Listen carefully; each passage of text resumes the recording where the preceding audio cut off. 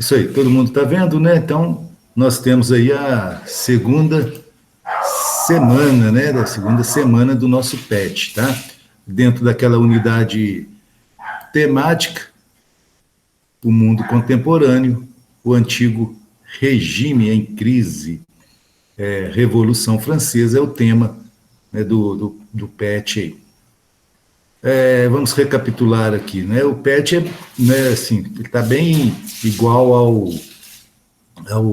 aos slides, né? Então, a Revolução Francesa ela vai marcar o fim do absolutismo na França, tá? Então, é o fim do governo, né, absolutista, né, com Luís XVI. Essa revolução vai tirar, né, o Luís XVI do trono, né, vai executar o Luís XVI e assim vai, né, acabar esse absolutismo na França. Tá? Foi resultado, né, da crise, né, nós vimos, de uma crise política, de uma crise econômica e social. A divisão social da França, né, nós vimos lá as três classes, né, o que era o primeiro estado, o segundo estado e o terceiro estado, que pagava impostos, né, e com isso mantinha privilégios do primeiro e do segundo estado. Então, esse terceiro estado vai se revoltar, né? É a Revolução Francesa, né? Ela é feita pelo terceiro estado.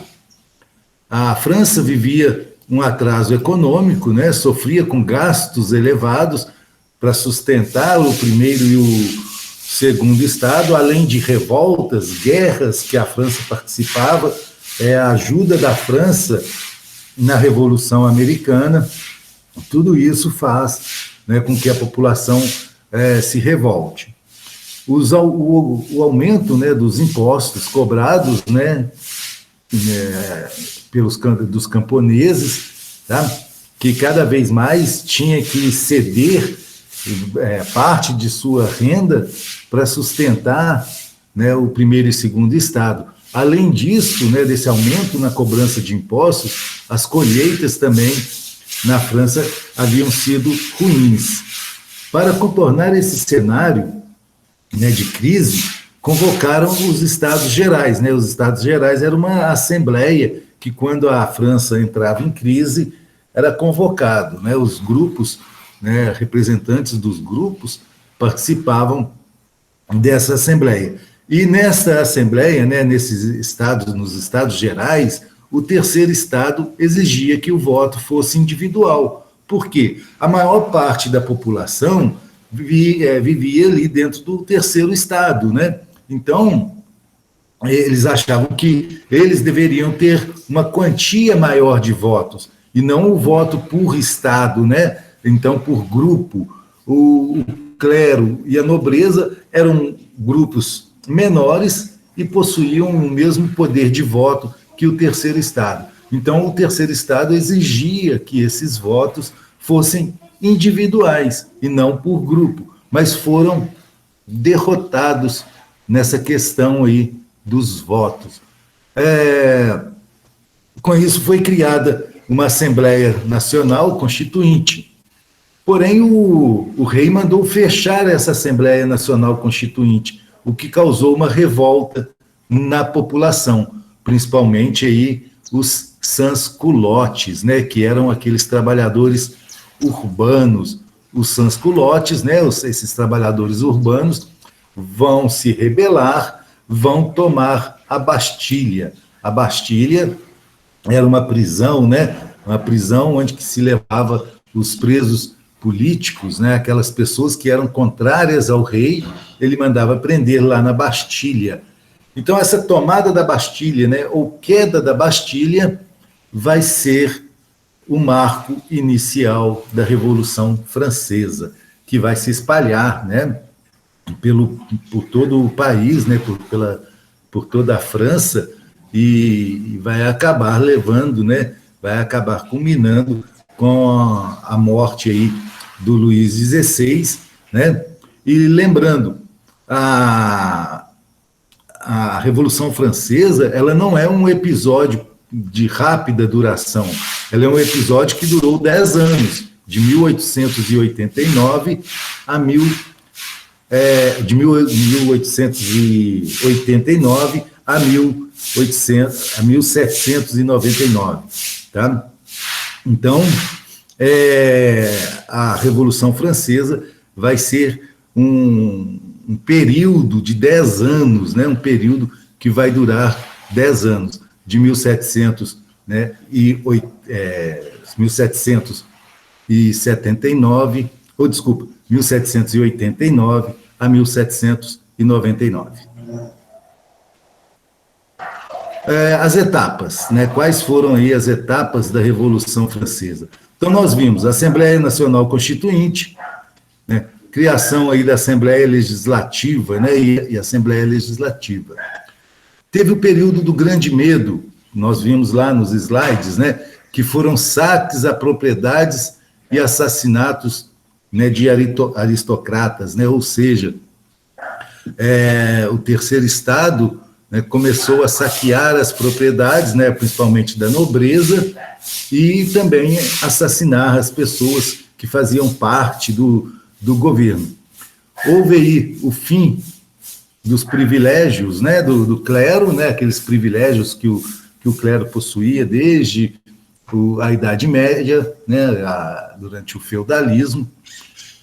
Houve a Declaração dos Direitos do Homem e do Cidadão, né, criaram a Declaração dos Direitos do Homem e do Cidadão, que dizia que todas as pessoas, né, todos os homens são iguais perante a lei. Luís XVI tenta fugir, é capturado, preso e executado, né? 1791, a França torna-se uma monarquia constitucional, ou seja, né, a França continuava aí monarquia, porém com uma constituição. A Convenção de 1792, né, que foi substituída que substituiu, né, a Assembleia Legislativa, chegou à conclusão, né, chegou à decisão de que Luís XVI deixaria de ser rei da França, né? E ele acaba aí sendo executado em 1793. Tivemos aí uma das etapas, né, o chamado período do terror. Isso já acontece depois da execução de Luís XVI. É o período em que os jacobinos, né, foram os líderes da França, né? Eles eram liderados aí por Robespierre. Eles vão radicalizar o governo, né? Vão criar o Comitê de Salvação Pública, tá? Porém, os jacobinos começam a perseguir seus opositores. Então, os jacobinos fazem um governo de perseguição também aos seus opositores. Lembrando que os jacobinos é aquele grupo, né, da burguesia, né, a chamada baixa burguesia, tá? Então, que sempre rivalizavam com os girondinos, que formavam, né, a alta burguesia. Então, isso vai gerar, né, essa perseguição aos opositores, esse governo autoritário dos jacobinos, vai gerar a reação termidoriana. Tá? O que foi a reação termidoriana? Foi a reação dos girondinos, tá? Que conseguiram tirar os jacobinos do governo e, assim, assumem o governo na França. Tá? O Robespierre, né, que era o líder dos jacobinos, vai ser guilhotinado. Tá? Beleza? Então, com a saída dos jacobinos do governo, vai iniciar-se o governo dos girondinos. O governo dos girondinos, né, a gente chama aí diretório, né, que vai passar a ser o governo girondino, eles também vão fazer um governo, né, autoritário. Tá? Então, esse período de governo dos girondinos é um período de governo autoritário. eles restauram algumas medidas anteriores aos jacobinos, né, como, por exemplo, o voto censitário. Mas, em compensação, aí, né, dentro desse autoritarismo, os girondinos utilizam do exército para reprimir as revoltas populares. E isso vai fazendo com que eles percam, né, o apoio no governo. Houve aí resistência, né, à tomada à tomada do poder, né, em relação aos jacobinos e monarquistas. Dentro dessa Revolução Francesa, né, essa falta de apoio, né, essa falta de união entre os girondinos e os jacobinos, vai surgir Napoleão, tá? E Napoleão vai dar um golpe na França e vai assumir o poder. Esse golpe de Napoleão a gente chama de 18 de Brumário, é quando Napoleão toma o poder na França, tá? 1799, 10 anos depois do início da Revolução. Tá? Então, a Revolução Francesa chega ao fim com a tomada do poder por Napoleão. As consequências da Revolução Francesa. Os 10 anos da Revolução Francesa geraram diversas consequências, tanto para a França quanto para o mundo. Tá? Fim dos privilégios, né, na França, fim dos privilégios na França, fim de qualquer resquício do feudalismo. A França passa a ter um sistema econômico capitalista, vai haver um início do processo de substituição do absolutismo, né? Então, tanto na França quanto em outros países da Europa, o absolutismo vai ser substituído, né? A forma de governo absolutista vai ser, aos poucos, substituída. Inspiração, né? A Revolução Francesa inspirou movimentos de independência no continente americano, né? Lá nos Estados Unidos, por exemplo, a independência foi baseada aí nos ideais da Revolução Francesa. Aqui no Brasil, inspirou a Conjuração Baiana, inspirou alguns movimentos, como, por exemplo, as ideias iluministas, né, inspiraram a Conjuração Mineira. A popularização da República como forma de governo, tá? Não mais a monarquia, e sim a República. A separação dos 3 poderes, né, legislativo, executivo e judiciário. As liberdades individuais, que tornavam todos iguais, né, perante a lei. O desenvolvimento de um sentimento nacionalista e a população, né, as populações, o povo, passou a ter uma decisão, né, passou a desempenhar uma decisão maior na política. Tá? Então, isso aí, né, recapitulando aí o que foi visto sobre a Revolução Francesa.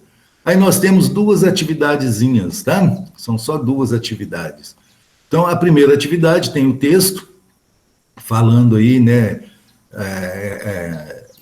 a respeito de Luís XVI, né, o Saint-Just, né, que ele fez essa declaração, e a pergunta: o discurso de Saint-Just, com seu tom acusatório, remete às relações entre a população e o rei Luís XVI durante o processo revolucionário, que teve como consequência, né? Então, aí vocês vão assinalar aí a alternativa correta. A segunda questão: pode-se dizer que, ao final do processo, Napoleão Bonaparte surgiu como um garantidor da igualdade social, principalmente favorecendo a classe camponesa? Sim ou não, né? E justifique a resposta. Então, são 2 atividades, né, que nós temos no PET. Vocês vão fazer as 2 atividades no caderno, tirar a foto e enviar para mim lá pelo Conexão Escola.